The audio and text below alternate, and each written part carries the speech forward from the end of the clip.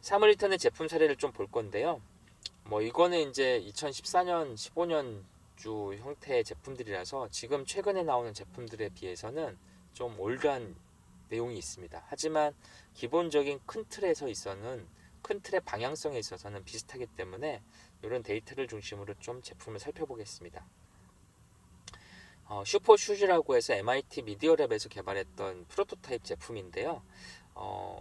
이 스마트 깔창입니다. 신발에다가 넣을 수 있는 깔창에다가 센서를 넣어가지고 실제 사람의 움직임을 측정해서 어떤 서비스를 결합해보자라는 시도죠. 그래서 스마트폰 깔창에 압력 센서와 그 다음에 방향을 체크할 수 있는 걸 넣어서 이런 거를 가지고 어떤 상호 인터랙티브한 걸 서비스를 만들어 보자라는 시도가 많이 있었습니다. 이 스마트 깔창은 사실 사물인터넷 초창기에 주목받았던 아이템인데요.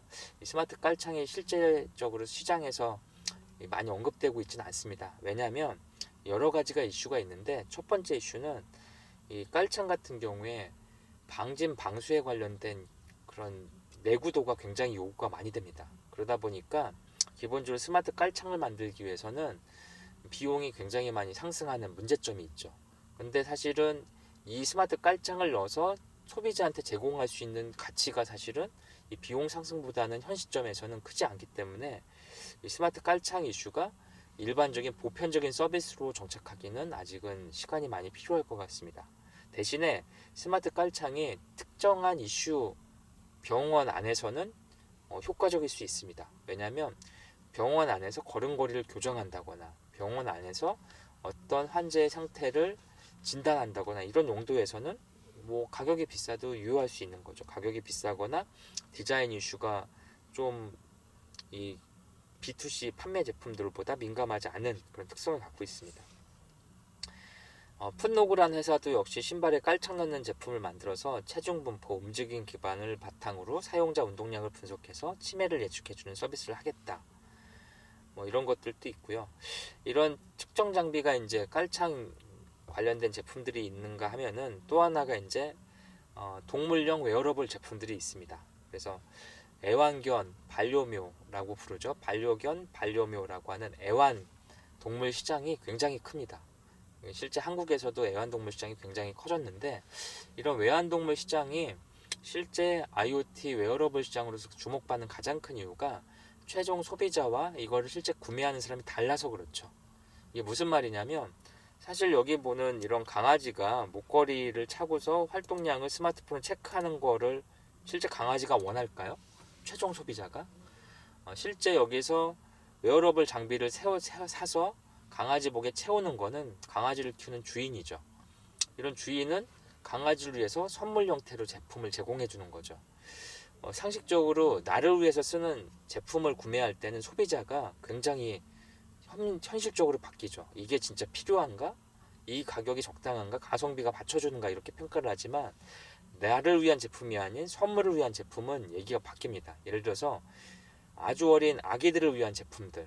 그래서 아기가 자기를 위해서 자기가 제품을 구매하지 않잖아요. 주로 누가 구매해 주냐면 엄마, 아빠, 할아버지, 할머니. 이 아기에 관련돼서 뭐라도 하나 더 주고 싶은 사람들이 제품을 사주는 거죠. 이럴 경우에는 제품의 부가가치가 상당히 올라가는 특성이 있습니다.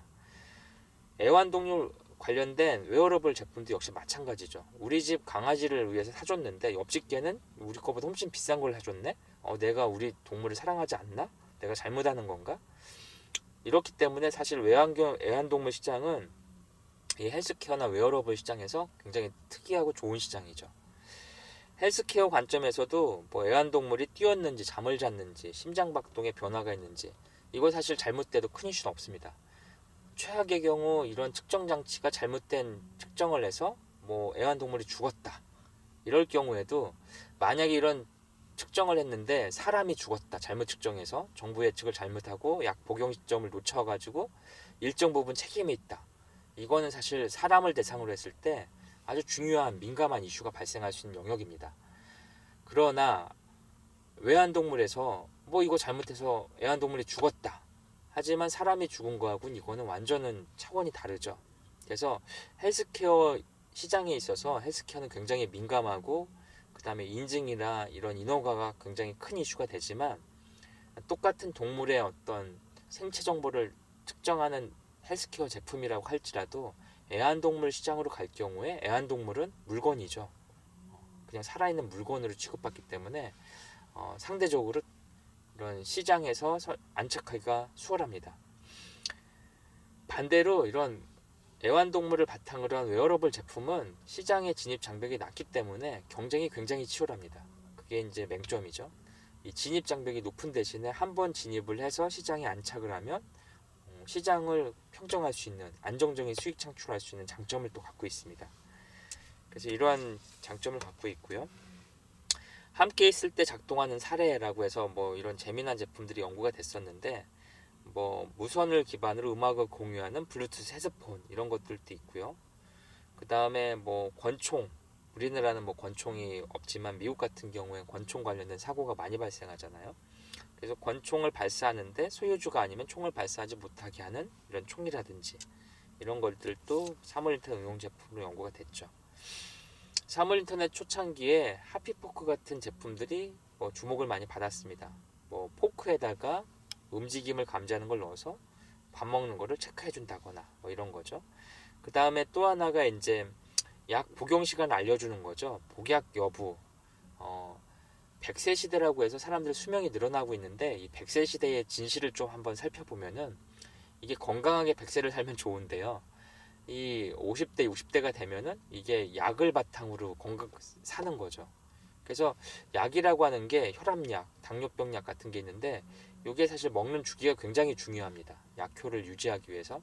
그래서 약 먹는 주기를 체크해주는 이런 약병 관련된 스마트 약병 관련된 솔루션들이 많은 주목을 받았고 실제 연구 개발이 돼서 사용되고 있습니다. 그 다음에 이제 좀 재미난 게 뭐 사무실에 우리가 오래 앉아 있으니까 의자 관련된 것들 또는 그 앉아 있을 때 방석에 관련된 것들에다가 이런 사람의 사용 패턴을 인식해서 휴식을 유도하거나 또는 건강에 관련된 모니터링하는 서비스를 하자.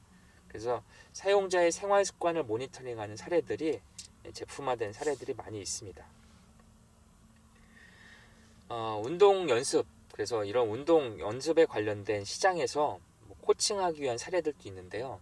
뭐 아디다스가 만들었던 스마트 볼이 있죠. 스마트 볼은 축구공을 찼을 때 그 안에 센서를 넣어서 이 찬 축구공이 어떤 패턴으로 움직였는지를 뭐 수치화시켜서 보여주는 거죠. 뭐 최근에는 이런 축구공 이외에도 골프공 뭐 이런 것들에도 이런 스피드라든지 궤적, 타격점 분석하는 기능들을 넣기 위한 시도를 하고 있습니다. 그 다음에 이외에 이제 스포츠 선수들이 착용하는 운동화 이런 부분들, 그 다음에 테니스 선수들이 사용하는 라켓 이런 부분들에다가 센서를 넣어가지고 실제 운동 효과를 모니터링하고 최적화된 운동 선수를 위한 코칭 시스템을 개발하고 진단해주는 것들이 있습니다. 뭐 인터넷에 보시면 핀라이트란 제품이 있는데요. 이거는 순발력을 체크해주는 거죠. 빛이 여러 개 나오는 전구를 달아놓고 깜빡이는 거고 누르는 거를 시간차를 계산해서 이 사람의 순발력 지수 같은 거 알아내고 실제 순발력을 높일 수 있는 연습 패턴을 제공해주는 그런 기능들도 있습니다. 그래서 핀라이트 같은 경우에는 굉장히 고가로 시장에서 판매가 되고 있죠. 왜냐하면 이 전문 운동 선수들한테는 이 핀라이트의 효과가 비포 애프터가 사실 명확하기 때문에 고가의 시장을 형성하는 특징을 갖고 있습니다. 그런데 이런 운동 연습하는 시장은 이 B2C 시장과 다르게 일종의 B2B 시장이기 때문에 그 산업 도메인에 대한 이해와 시장에 대한 명확한 제품화 단계가 있어야 안착할 수 있는 특성을 갖고 있는 것 같습니다. 그 다음에 물건의 위치를 추적하는 제품 사례가 있는데요. 뭐 예를 들어서 스마트폰에다가 선글라스 연결하는 제품, 그 다음에 국내 제품 중에는 뭐 누퍼라는 제품이 있어서 액세서리, 뭐 가방에 다는 액세서리에다가 스마트폰하고 연결시켜서 위치, 분실 위치나 현재 위치를 알아내는 서비스 이런 것들을 해주는 제품들이 있습니다. 이런 액세서리 형태의 제품들이 있는데 뭐 공항에 있는 화물 짐에다가 붙여서 뭐 분실 우려를 줄여주는 이런 제품들, 그 다음에 자전거에다 붙여서 하는 뭐 제품들, 그래서 분실 도난에 관련된 이런 이슈를 처리하는 제품들이 연구가 되고 있습니다. 페덱스에서 만드는 그 배송 물품에 적용하는 센서, 태그, 배송 장치들도 있고요. 자전거에 적용하는 사례들도 있습니다. 그 그 다음에 색과 글을 인식하는 스마트 펜들도 있는데, 뭐 오렌지에다가 이렇게 갖다가 그 펜을 대고 색을 인식시킨 다음에 실제 펜을 이렇게 그리면은 이 오렌지 인식한 색으로 잉크색을 바꿔서 표시해주는 그런 장치들이죠. 그 다음에 이런 적외선 카메라를 바탕으로 이렇게 글을 쓰고 그거를 실제 스마트폰이나 이런데 무선으로 보내서 데이터 그림을 그려주는 펜 형태의 제품들도 많이 나오고 있습니다. 그 다음에 가전제품 제어 사례가 있는데, 애플 iOS 8 버전부터 홈킷이라는 기능이 들어가 있는데요. 이 애플 다음 모델은 스마트폰을 중심으로 여기에다 다 갖다 붙이겠다는 전략이죠. 그래서 이런 홈킷 같은 플랫폼이 있고, 여기에 세탁기, 냉장고, 가전제품을 갖다 붙이는 게 있고요. 샤오미도 비슷한 전략을 쓰고 있습니다. 샤오미도 자기네 플랫폼을 갖다 놓고 여기에 모든 형태의 사물 인터넷 제품들을 연결시키겠다.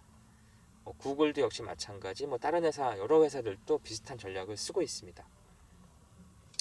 그 다음에 이제 그 레스트에서 만든 온도 조절기 사례가 있는데, 이 레스트에서 만든 온도 조절기는 최적화된 온도를 내서 에너지를 절감시키는 효과를 만들어 주겠다, 이런 걸 했는데, 실질적으로 이제 구글이 처음에 큰 기대를 하고 인수했지만 실질적인 이 시장 창출 가치에 있어서는 어느 정도 한계가 있는 것 같습니다.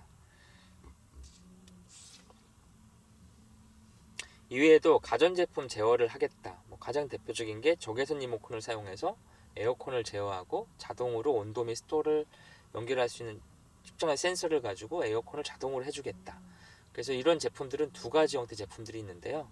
아예 처음부터 제품하고 아주 밀접하게 연결돼서 제품 출시될 때 접목돼서 나오는 제품.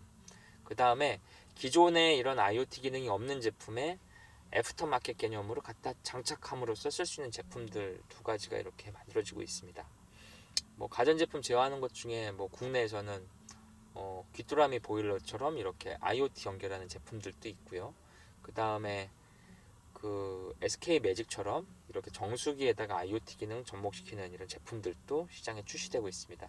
그런데 실제로 소비자한테 이런 IoT 기기가 접목돼서 실제 주는 혜택보다는 이런 브랜드 인지도의 효과가 현 시점엔 더 큰 것 같습니다. 우리는 이런 정수기를 만드는데 IoT 기술을 접목시키는 기술력 있는 회사다라는 브랜드 이미지가 실제 높은 거지, 실제 정수기라고 하는 패턴에서 IoT로 해가지고 하루에 내가 물을 몇 번 먹는지 이런 거 측정하는 게 현실적으로 큰 의미는 없는 것 같습니다. 왜냐하면 데이터 측정해보면 거의 패턴이 비슷한 유형을 갖고 있습니다. 그래서 사실 소비자한테 이게 처음에는 좋은데 내가 하루에 몇 리터 먹는구나 물을, 근데 맨날 봤더니 거의 똑같은 거죠, 패턴이. 이게 사실 소비자한테 지속적인 어떤 가치를 일으키기에는 현 시점에서는 서비스 모델에 관련된 부분이 아직은 좀 부족한 것 같습니다. 그래서 이런 가전제품 제어하는 사례들도 있고요. 버튼을 가지고 만드는 간단한 버튼 인터넷, 버튼 IoT 이런 형태의 제품들도 여러 개 출시되고 있습니다. 그래서 이런 것들은 IFTTT처럼 어떤 시그널을 줬을 때 다음 스텝이 자연적으로 어떻게 연결될 수 있게 하겠다라는 형태의 간략한 형태의 제품들입니다. 이외에 이제 차량 교통 시스템, 통제 시스템들에 관련된 것도 있습니다. 그래서 ITS라고 해서 그 지능형 교통 정보 시스템이죠. 이런 거하고 접목시키고, 구글이나 이런 회사들이 선도적인 회사가 하고 있는 무인 자동 시스템들, 이런 것들과 연결되는 사례들로 기술 개발이 되고 있습니다. 그 다음에 고객 맞춤 서비스도 있는데요. 고객 맞춤 서비스는 매장에서 내가 옷을 입어보지 않았는데 자연스럽게 옷을 입어본 것처럼 하는 스마트 거울 이런 것들이 있고요. 그 다음에 비행기에 탔을 때 내가 좌석에 앉았을 때 어떤 편안한 서비스를 할 수 있는 그런 서비스를 제공해 주는 것들도 만들어져서 진행되고 있습니다.